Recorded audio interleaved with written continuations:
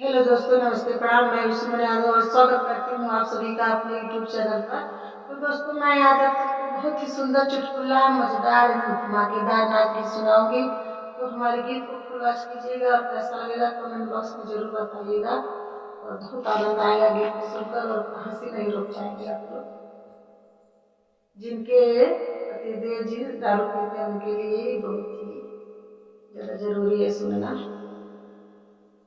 सैया मिलल बा शराबी देहिया गोलले सखी, सैया मिलल बा शराबी देहिया गोलले सखी, देहिया गोलले सखी, देहिया गोलले सखी, देहिया गोलले सखी।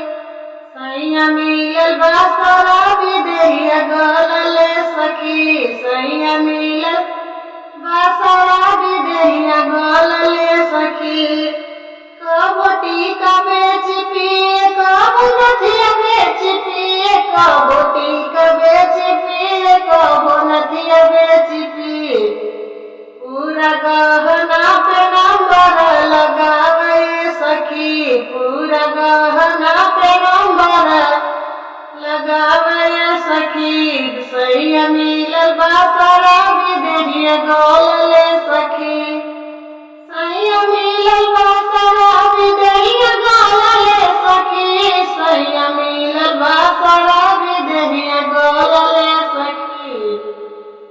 कबो एक बीत बेचे, कबो दुई बीत बेचे, कबो एक बीत बेचे, कबो दुई बीत बेचे। पूरा बीघा पे नंबर लगावे सखी, पूरा बीघा पे नंबर लगावे सखी। सैया मिलल बा शराबी देहिया गोलले सखी, सैया मिलल बा शराबी देहिया गोलले सखी।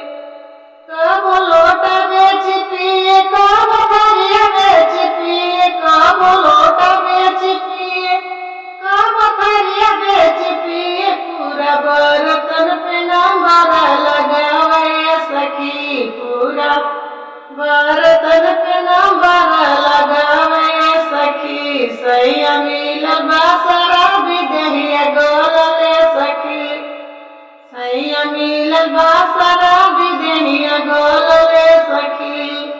तो दोस्तों, हमारी चुटकुला नाच कैसा लगा कमेंट बॉक्स में जरूर बताइए।